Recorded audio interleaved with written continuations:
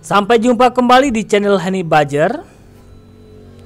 Kita lanjutkan kata pengantar dari buku Jerusalem, The Biography dari karya Simon S. Beck. Oke, kita lanjutkan halaman selanjutnya, yaitu di sini kembali. Yerusalem punya satu cara untuk mengecewakan dan mengganggu penakluk dan pengunjung. Kontras antara kota-kota yang real dan surgawi begitu menyiksa sehingga 100% di dalam setahun meminta suaka kota itu menderita sindrom Yerusalem. Sebuah kegilaan dan antisipasi, kekecewaan dan delusi. Tapi sindrom Yerusalem juga politis. Yerusalem mengabadikan makna politik, praktis dan strategi. Eksis di alam nafsu yang rakus dan emosional, dan emosi-emosi yang tidak terlihat, yang tidak bisa dicerna akal. Bahkan kemenangan di dalam pertarungan merebut dominasi dan kebenaran ini semata-mata mengintensifkan kesucian kota itu bagi orang lain. Semakin tamak pemiliknya, semakin sengit kompetisinya, semakin ganas reaksinya. Hukum dampak-dampak yang tidak diinginkan berlaku di sini. Tidak ada tempat lain yang bisa menyebabkan nafsu kepemilikan yang eksklusif seperti itu. Namun, nafsu cemburu ini ironis karena sebagian besar tempat suci Yerusalem dan batu-batu yang bersamanya telah dipinjam atau dicuri. Yang dulunya milik agama lain, masa lalu kota itu sering imajiner. Pada akhirnya, setiap batu dulunya berdiri dalam kuil yang telah lama dilupakan dari agama lain. Lingkungan kemenangan dari imperium lain, sebagian besar tapi tidak semua. Penaklukan telah disertai dengan naluri untuk menghapus noda dari agama lain sambil merampas tradisi-tradisi mereka, kisah-kisah dan situs-situs mereka.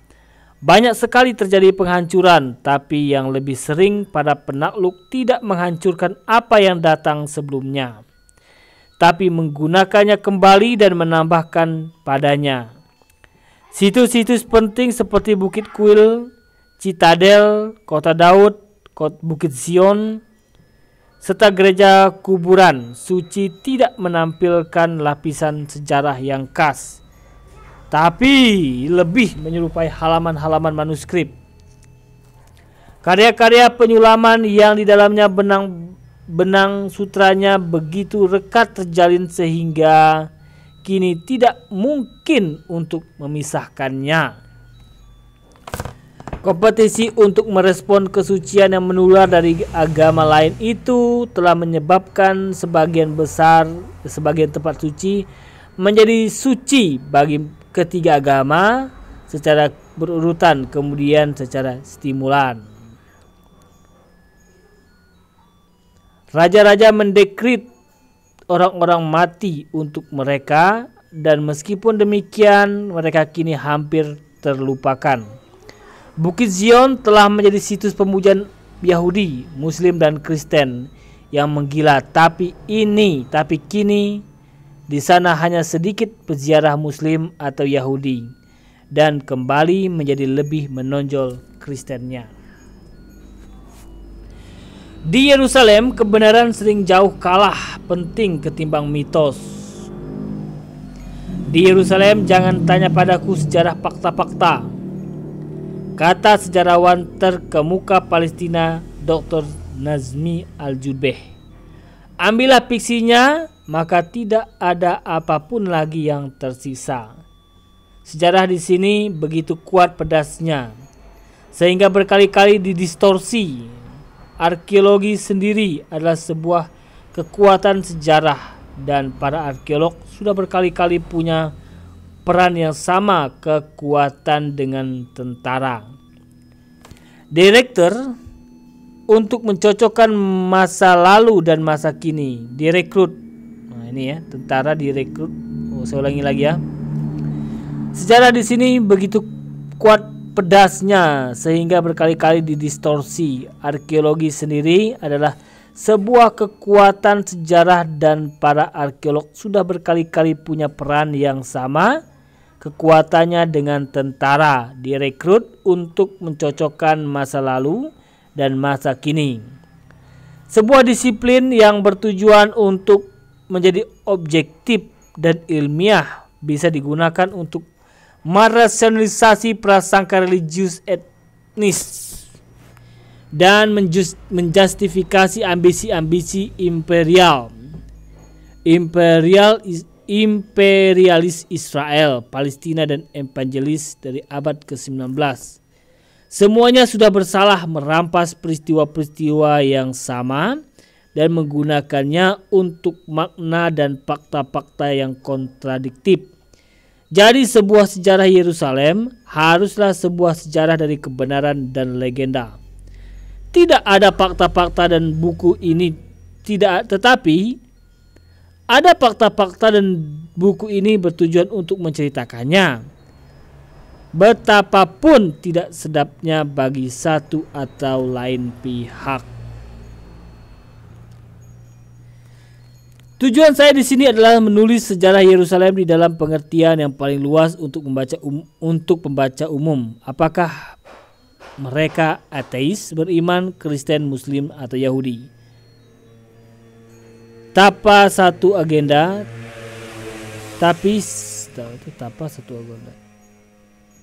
tanpa satu agenda politis bahkan dalam pertikaian masa kini, ya. Bukan tapi tanpa satu agenda politis bahkan dalam pertikaian masa kini.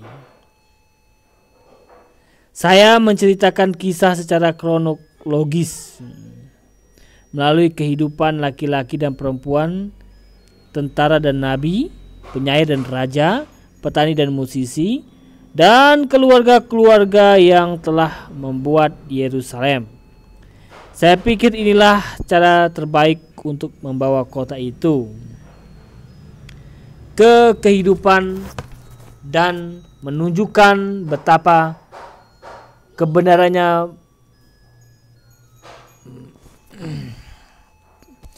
Saya pikir inilah cara terbaik untuk membawa kota itu ke kehidupan dan menunjukkan betapa kebenarannya yang rumit dan tidak terduga adalah hasil dari sejarah ini. Hanya dengan narasi kronologis, seorang dapat menghindari angan-angan untuk melihat masa lalu dengan obsesi-obsesi masa kini. Saya sudah berusaha menghindari teologi.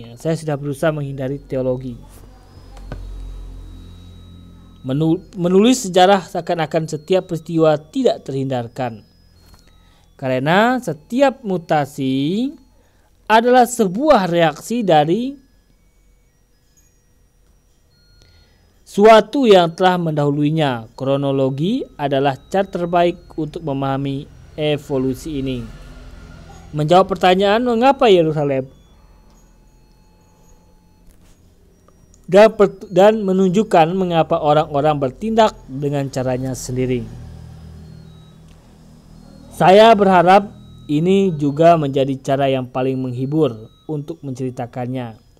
Siapakah saya yang berani merusak sebuah cerita yang meminjam sebuah kelas Hollywood yang di dalam hal ini diuntungkan? Merupakan cerita terhebat yang pernah diceritakan. Di antara ribuan buku tentang Yerusalem, hanya ada sangat sedikit yang merupakan sejarah naratif. 4 zaman, Daud, Yesus, perang salib, dan konflik Arab Israel menjadi terkenal berkat Bible, film, novel, dan berita, tapi keempatnya masih sering disalahpahami. Sebagaimana yang lain-lain, saya berani berharap untuk membawakan sejarah yang banyak terlupakan kepada para pembaca. Ini adalah sejarah ihwal Yerusalem sebagai pusat sejarah dunia Tapi ini tidaklah dimaksudkan sebagai ensiklopedi dari setiap aspek Yerusalem, atau buku panduan dari setiap relung, puncak tiang dan lekungan di atas pintu di dalam setiap bangunan. Ini bukanlah sejarah yang terperinci tentang Ortodok, Latin atau Armenia, aliran hukum Islam Hanafi dan Syafi'i, Yahudi Hasidik atau Karaite. Juga ini tidak diceritakan dari sudut pandang manapun. Kehidupan kota Muslim dan Mamluk sampai Mandat telah diabadikan. Keluarga-keluarga Yerusalem telah dipelajari oleh para akademisi dari pengalaman Palestina, tapi jarang diinginkan oleh sejarawan populer. Sejarah-sejarah mereka sudah dan tetap luar biasa penting. Sebagian sumber-sumber kunci belum tersedia di dalam bahasa Inggris, tapi saya sudah meminta diterjemahkan dan saya sudah mewawancarai para anggota keluarga dari semua klan ini dalam rangka mempelajari kisah-kisah mereka. Tapi mereka hanyalah bagian dari mozaik. Ini bukan sebuah sejarah Yudaisme, Kristen atau Islam. Juga bukan studi tentang sifat Tuhan di Yerusalem. Semua ini sudah dilakukan oleh orang lain yang paling mutakhir di dalam karya luar biasa Karen Armstrong, Jerusalem, One City, Three Faiths. Ini juga bukan sebuah sejarah detail tentang konflik Israel-Palestina. Tidak ada subjek masa kini yang dipelajari dengan begitu obsesif. Tapi tantangan berat adalah mencangkup semua hal ini. Inilah harapan saya secara proporsional. Ini kata pengantar daripada penulis kayaknya.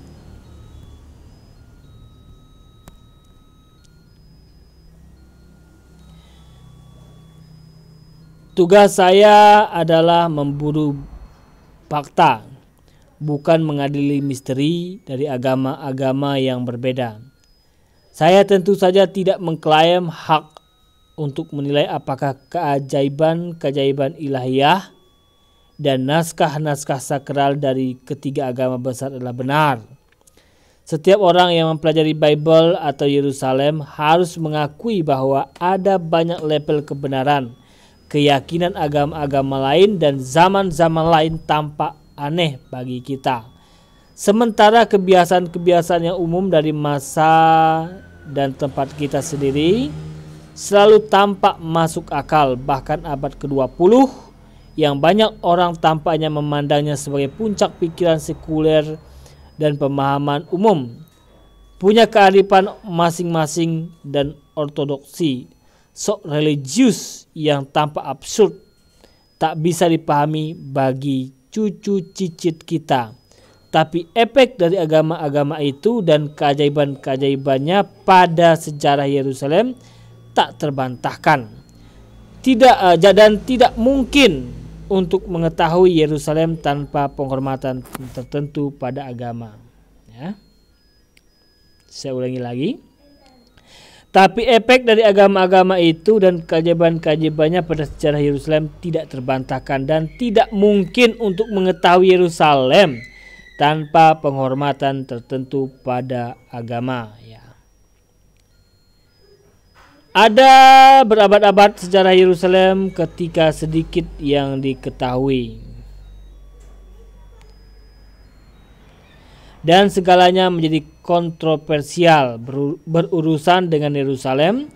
Perdebatan akademis dan arkeologi selalu berbisa dan terkadang disertai kekerasan, bahkan mengarah ke kerusuhan dan perkelahian.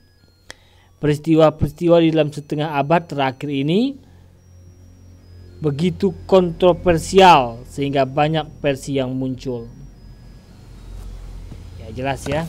Karena di setiap agama tentu adanya orang-orang jenis sumbu pendek. Pasti mereka ketika mendengar kata Yerusalem atau ketika mendengarkan kata Yahudi, bagi orang yang antisemit pasti akan langsung kebakaran kepalanya karena panas akibat benci mungkin ya, saya tidak tahu.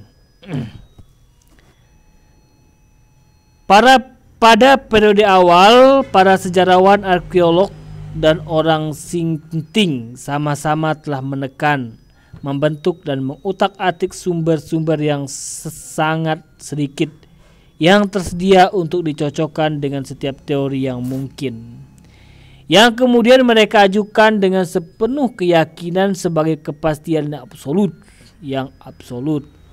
Di dalam semua kasus, saya telah meninjau sumber-sumber asli dan banyak teori dan sampai pada satu kesimpulan.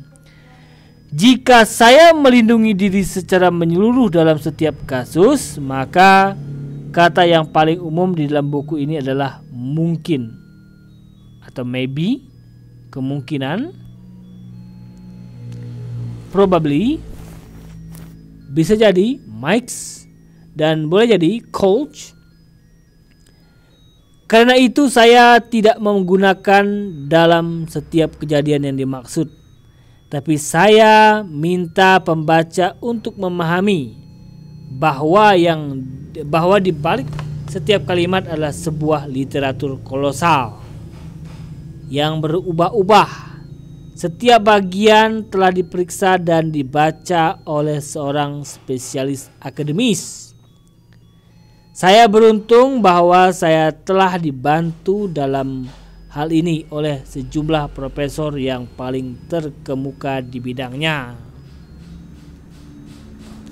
Kita lihat jam dulu, jam berapa nih? Oh, masih ya, 3 menit.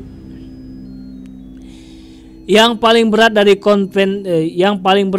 kontroversi ini adalah tentang Raja Daud.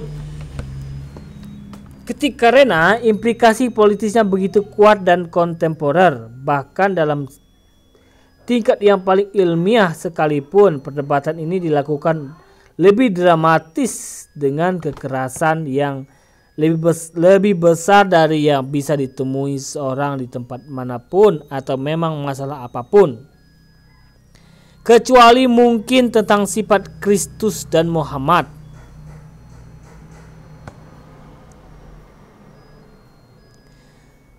Sumber kisah Daud adalah Bible.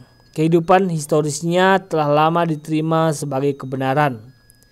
Pada abad ke-19, kepentingan imperialistik Kristen pada tanah suci diilhami oleh pencarian arkeologi Yerusalem Daud.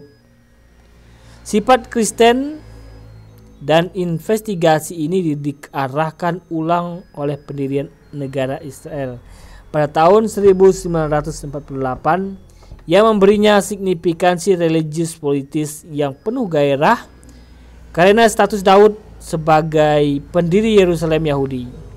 Dengan absennya banyak bukti dari abad ke-10, para sejarawan revisionis Israel menurunkan derajat kota Daud. Sebagian bahkan mempertanyakan apakah dia adalah satu karakter historis, sehingga memicu kemarahan kaum tradisionalis Yahudi dan menyenangkan para politikus Palestina.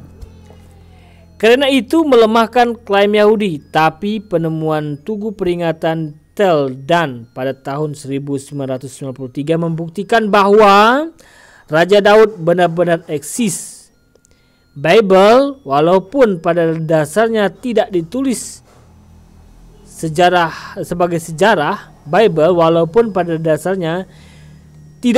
sebagai sejarah, tetap merupakan sebuah sumber historis yang telah saya gunakan untuk menyampaikan kisah. Tingkat kota Daud dan kepercayaan Bible didiskusikan dalam batang tubuh naskah dan tentang konflik saat ini atas kota Daud. Lihat epilog. Oke, masih sedikit lagi. Jauh lebih belakangan tidak mungkin menulis tentang abad ke-19 tanpa merasakan bayang-bayang Orientalisme. Karya Edward Said, seorang Kristen Palestina kelahiran Yerusalem yang telah menjadi profesor sastra di Columbia University di New York, dan satu suara politik yang orisinil di dalam dunia nasionalisme Palestina, berpendapat bahwa prasangka eurosentris yang subtil dan gigih terhadap masyarakat Arab Islam dan kebudayaan mereka, terutama di kalangan para penyelancong abad ke-19 seperti Cauteurbrand, Mansfield, dan Twain, telah melemahkan kebudayaan Arab dan menjustifikasi imperialisme. Namun karya Said sendiri mengilhami sebagian pembantunya sendiri untuk berusaha menyemprotkan cat kepada penyusup barat agar keluar dari sejarah. Ini absurd, tapi memang benar bahwa para pengunjung ini melihat dan memahami sedikit tentang kehidupan real Arab dan Yerusalem, Yahudi, dan seperti dijelaskan di atas, saya telah bekerja keras untuk menunjukkan kehidupan aktual dari populasi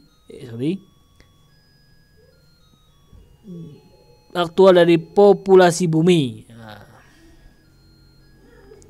Tapi memang benar bahwa para pengunjung ini melihat dan memahami sedikit tentang kehidupan real Arab dan Yerusalem Yahudi, dan seperti dijelaskan di atas, saya telah bekerja keras untuk menunjukkan kehidupan aktual dari populasi pribumi.